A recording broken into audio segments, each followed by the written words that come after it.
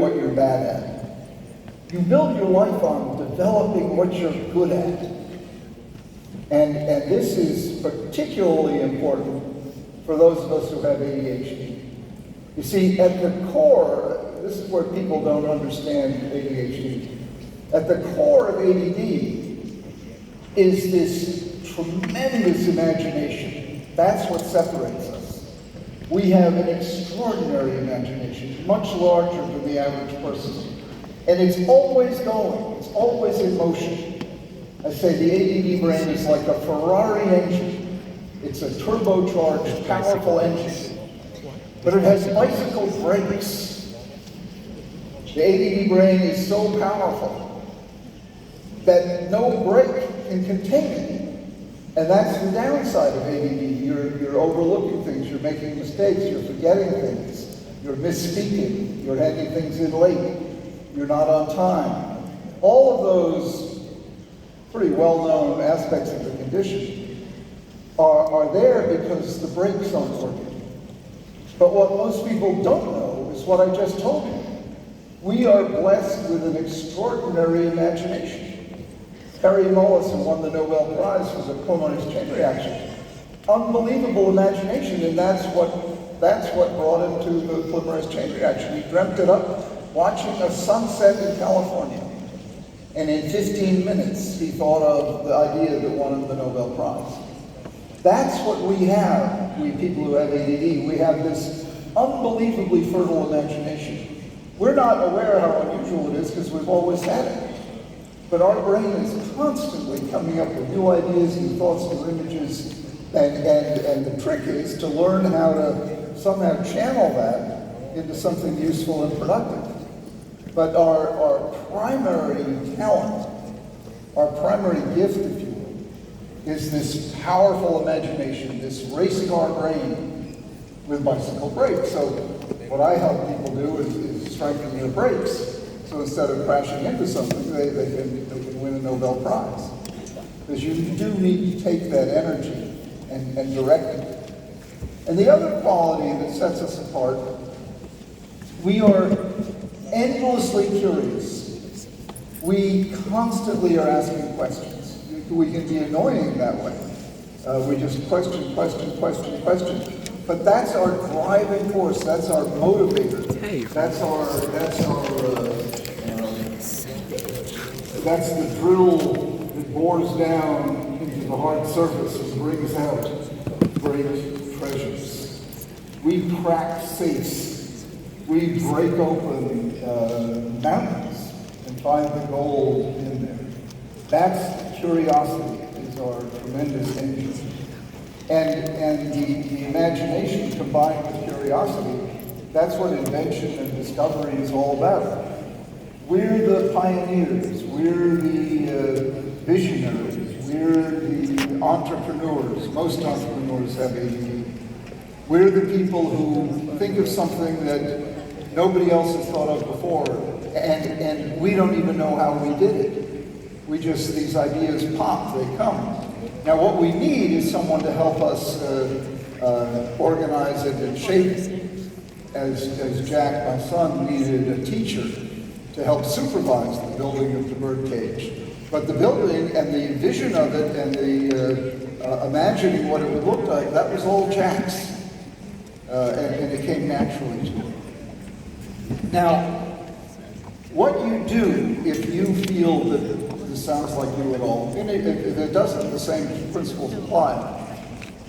What you want to do is, while you're growing up, in your growing up years, you want to look for what turns you on. The most important thing you can do during your education, but by far, the most important thing you can do is fall in love. Not necessarily with a person, but with a person is fine.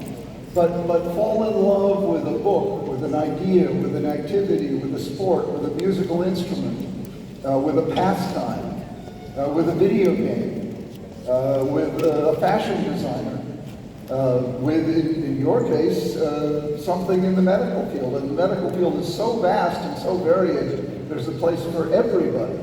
Everybody can find a place in medicine that turns them on.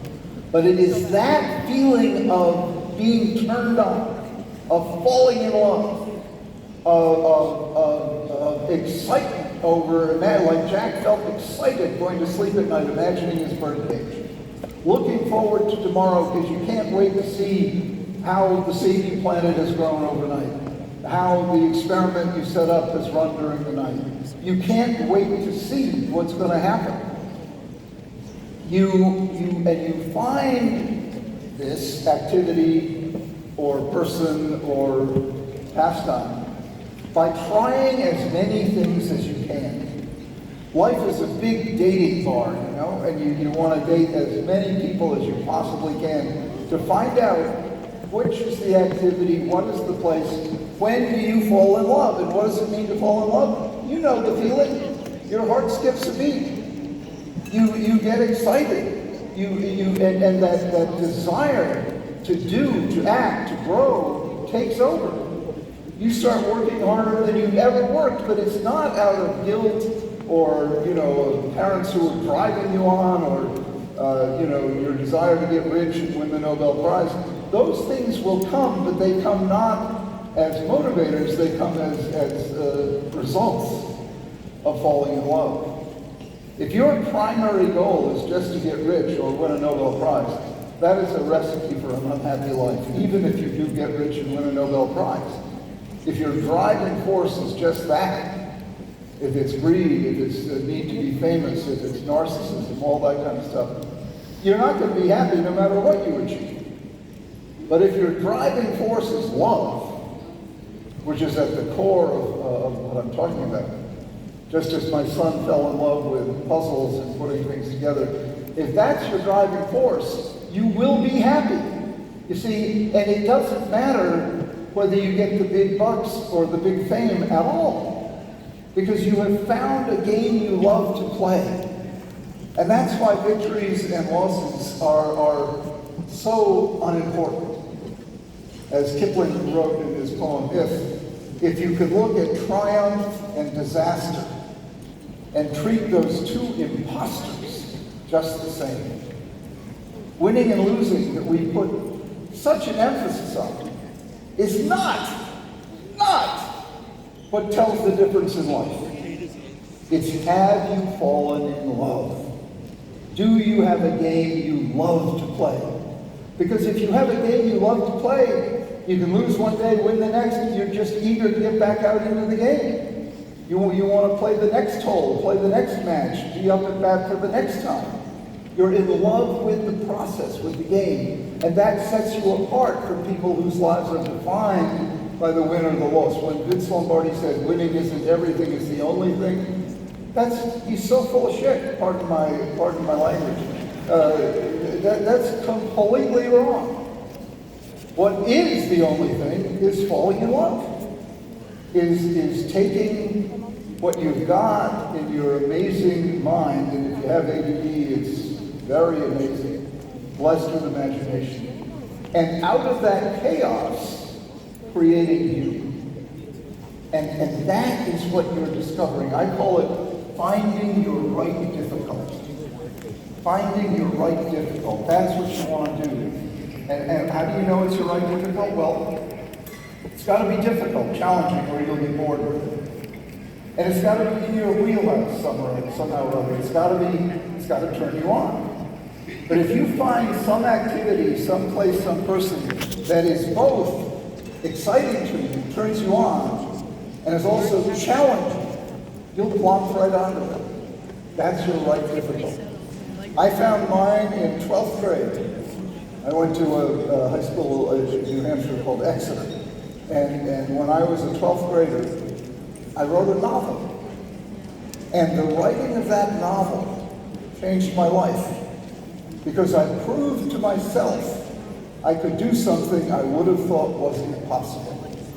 Just as Jack was changed forever by building that birdcage, because he did something he would have thought was impossible. For me, writing a novel in the 12th grade was also doing something that I would have thought was impossible. Once you've done that, you've got it made. because you want to keep doing it. I've been trying to do the impossible for the rest of my life, usually failing. But I don't care because I'm not defined by winning and losing. I'm defined by having a process, an activity, a way of being, if you will, that I love. And that feeling of love, you can't beat it. You can't beat it. You look forward to the next day so you can do it. You look forward to what's going to happen when you come out and find what happened the day before. And you'll find this in medicine in so many different ways. So many different ways. Medicine is this garden of constant stimulation.